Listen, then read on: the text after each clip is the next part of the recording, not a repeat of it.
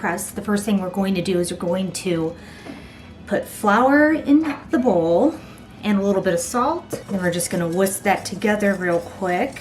So I'm adding the shortening, and I've already chilled the shortening. The recipe didn't say to do that, but I just went ahead and did it anyways. And then we're going to cut the shortening into the flour. So this is about the size that you want your shortening flour mixture to be.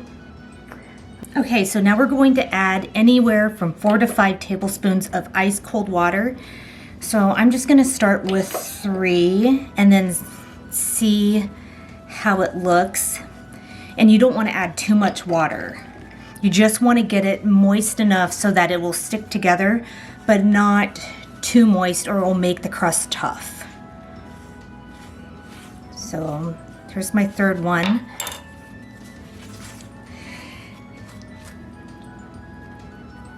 There's 4.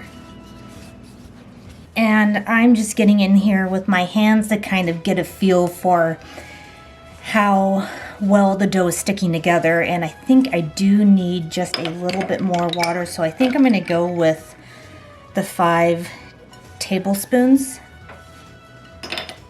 Okay, so I used the full 5 tablespoons of water. I have a piece of wax paper here. Plastic wrap or parchment paper will work as well. I've wrapped it up and I'm going to chill it until it's easy to handle, so maybe just 10 minutes or so.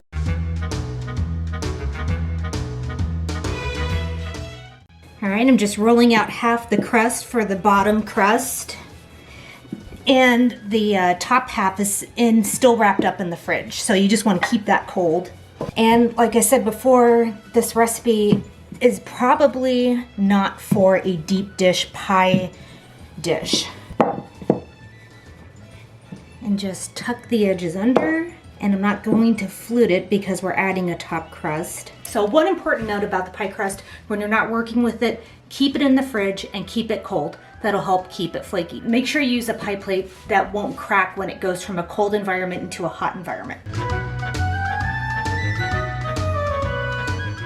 All right, for the filling, we're going to mix the sugar, flour, and salt. Then coat your berries with the sugar flour mixture.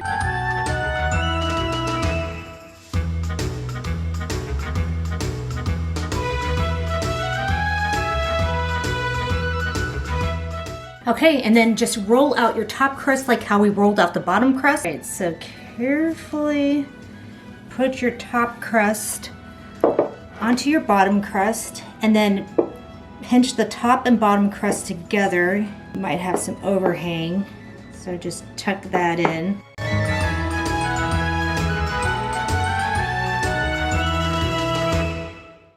And then you can crimp the edges, finish the edges however you like. I think I'm going to flute them, or you could just press them down with a fork.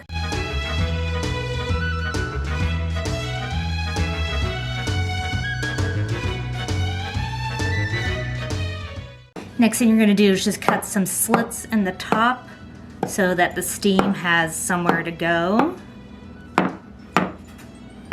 Don't forget to put the butter on top of the pie before you put your top crust on. That's what I forgot to do. Don't forget your butter. I'm just gonna stick my butter through the slits and call it good. I always forget things. This still works. Okay, so you're gonna bake this at 450 degrees Fahrenheit for 10 minutes.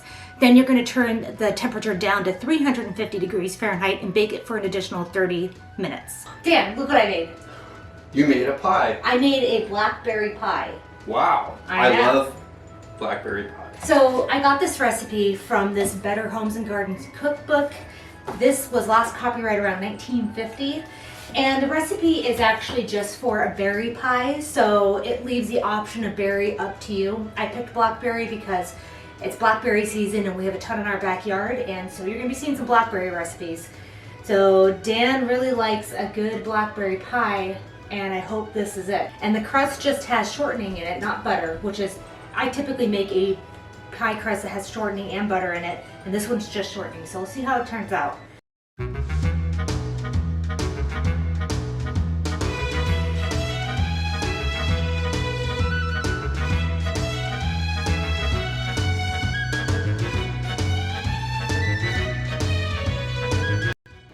delicious looking pie.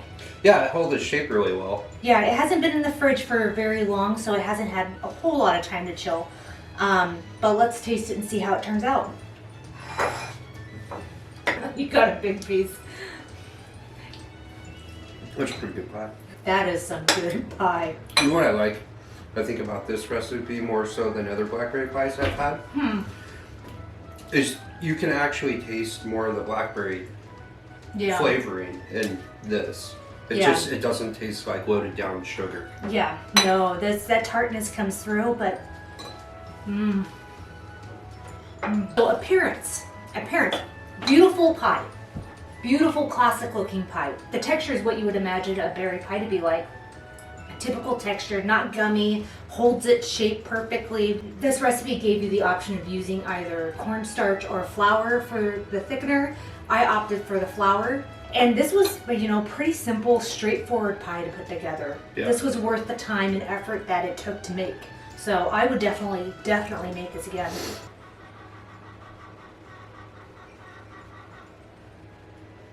What do they want? And then, what do you think of the crust, Dan?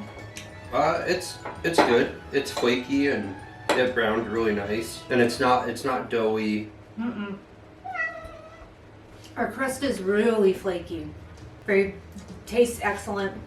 This is a great pie. Yeah. This is a good, really good pie. This is a great recipe and it was super simple. And I got the berries from the backyard. Yeah. The chicken and the cat are driving me nuts. This here is our house pig. Look how fat he is. Yeah, fantastic pie. Oh, wow. Cat hair? Cat hair. Oh, you had a fur ball. And it would be great, with strawberries, blueberries, raspberries, your favorite. You could do a variety of berries. Dan's going to demolish this pie in about 5 minutes. The chicken. Yeah. Don't let her get to you. Good. So there you have it. Classic 1950 era blackberry pie. It doesn't get much better than this. Maybe. Delicious. Look at that. Come on. This is like a county fair pie. This is like that gets the blue ribbon at the county fair. This is probably one of the best pies I've ever made. I'm actually extremely proud of this pie. Is your food with you? Yeah. Good job. Good job. Anyways, so if you like this content, please hit the like button and subscribe. It really helps me out.